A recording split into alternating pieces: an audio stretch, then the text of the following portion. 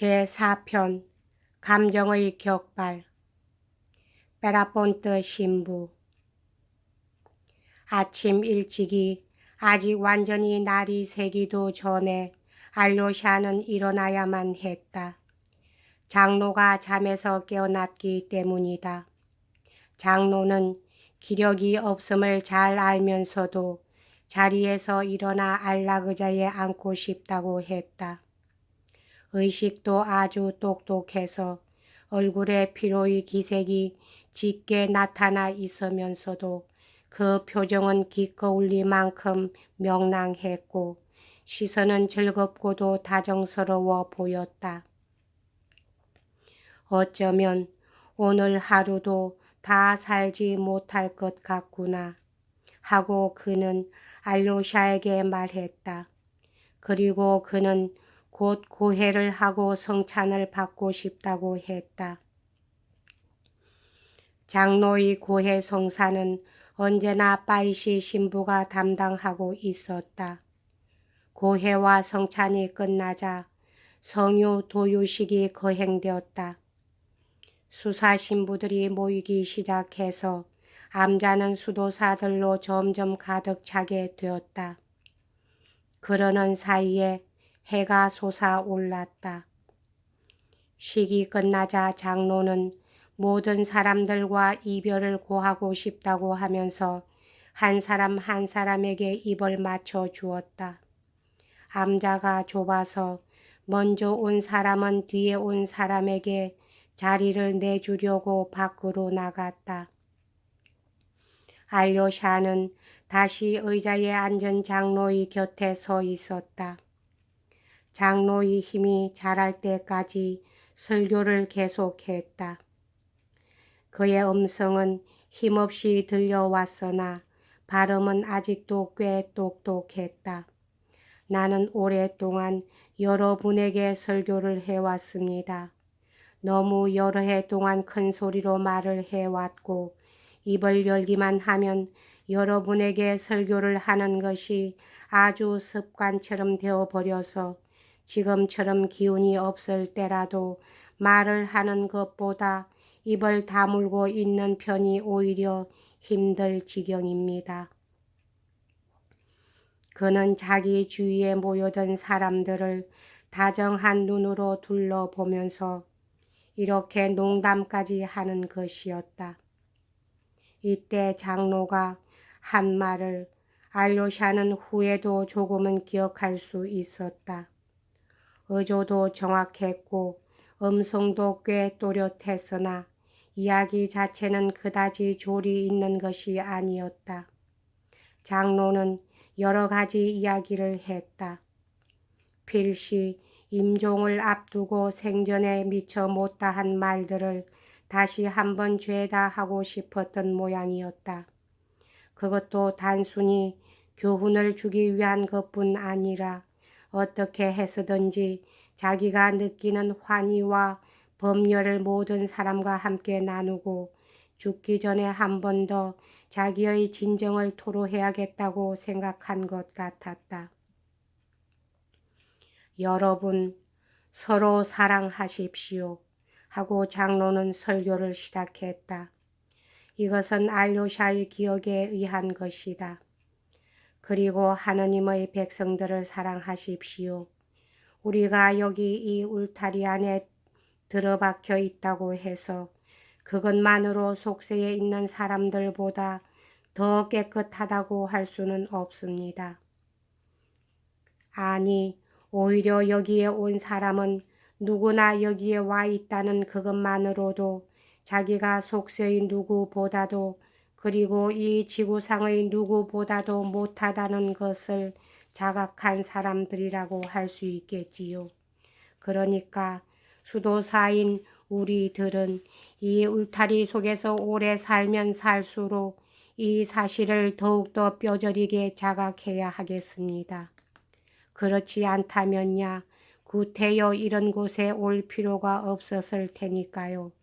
자기가 속세의 누구보다도 못하다는 것뿐만 아니라 자기가 무슨 일에나 모든 사람들에 대하여 죄가 있다는 것을 모든 인류의 죄, 세계의 죄, 개인의 죄에 대하여 책임이 있다는 것을 자각했을 때, 그때야 비로소 우리의 은둔 생활의 목적이 달성될 것입니다. 그것은 우리들 한 사람 한 사람이 이 지상에 사는 모든 사람들에 대하여 죄가 있기 때문입니다. 더욱이 그것은 일반적인 세계적 죄악 때문에 그런 것이 아니라 우리들 각 개인이 이 지상에 사는 모든 사람, 그리고 그 한 사람 한 사람에 대하여 개인적인 죄를 짓고 있기 때문입니다. 이 자각이야말로 수도사가 나가야 할, 그리고 지상의 모든 사람이 나가야 할 길의 종착점인 것입니다. 수도사라고 해서 결코 특별한 인간은 아니며 다만 지상의 모든 사람이 당연히 그래야 하는 인간의 모습에 지나지 않습니다. 그렇게 되어야만 비로소 우리의 마음은 우주처럼 넓은 실정을 느낄 줄 모르는 영원한 사랑의 감격에 충만될 것입니다. 그때에는 우리들 한 사람 한 사람의 사랑으로서 전 세계를 자기 것으로 할 수도 있을 것이고, 또한 그 눈물로서 세계의 죄악을 죄다 씻어버릴 수도 있을 것입니다. 우리는 누구나 항상 마음을 감시하고 자기 마음에 참회하기를 게을리하지 말아야 하겠습니다. 자기의 죄를 두려워하지 마십시오. 비록 죄를 자각했다 하더라도 다만 그것을 회개하기만 하면 되는 것이지 결코 하느님 앞에 약속 같은 것을 해서는 안 됩니다. 거듭 말하거니와 결코 교만한 태도를 취하지 않도록 하십시오. 작은 것에 대해서나 큰 것에 대해서나 교만하지 마십시오. 우리를 부정하는 자, 모욕하는 자, 비방하는 자, 그리고 우리들을 중상하는 자들을 증오해서는 안 됩니다. 무신론자, 악의 전도사, 유물론자들도 미워해서는 안 됩니다.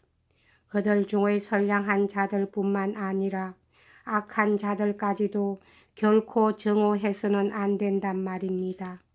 특히 오늘과 같은 시대에는 그런 사람들 가운데서도 선량한 인간이 많이 있으니까요.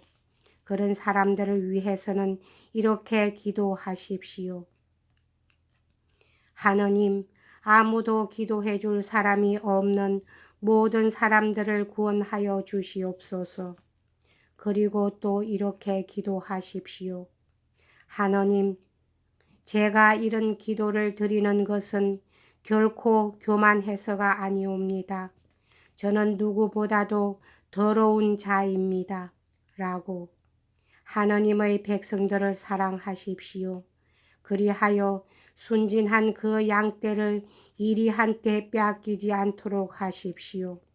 게으름과 오만 불손과 특히 탐욕에 빠져 졸고 있다가는 대번에 이리떼가 사방에서 몰려와 양떼를 가로채 갈 것입니다. 아무쪼록 게으름 피우지 말고 하느님의 복음을 사람에게 전하도록 노력하십시오. 백성들한테서 재물을 거둬들이지 마십시오. 금, 은, 재화를 사랑하여 그것을 모아 가지고 있으면 안 됩니다. 하느님을 믿고 신앙의 깃발을 높이 쳐들어 주십시오. 그리고 그것을 높이 쳐드십시오. 물론 장로의 말은 여기에 적은 것, 즉 알료샤가 나중에 기록한 것보다는 훨씬 단편적인 것이었다. 장로는 이따금 원기를 돋구기 위해 말을 멈추고 숨을 몰아쉬곤 했지만 그래도 자기 자신은 환희에 충만되어 있는 듯이 보였다. 사람들은 모두 감격하여 그의 말에 귀를 기울이고 있었으나 대부분의 사람들은 그 말에 놀라움을 금하지 못했고 또한 그 말에서 어두운 그림자 같은 것을 느끼고 있었다. 물론 이때 장로가 한 말의 뜻을 되새겨 보게 된 것은 훨씬 후의 일이었지만 알료샤는 잠깐 암자 밖으로 나왔을 때 암자 안팎에 모여있는 수도사들 사이에 충만된 흥분과 기대를 보고 몹시 놀라지 않을 수 없었다.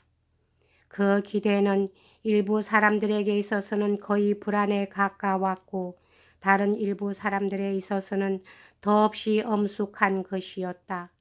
누구나가 다 장로가 죽으면 곧 그 어떤 위대한 기적이 일어날 것이라고 기대하고 있었던 것이다.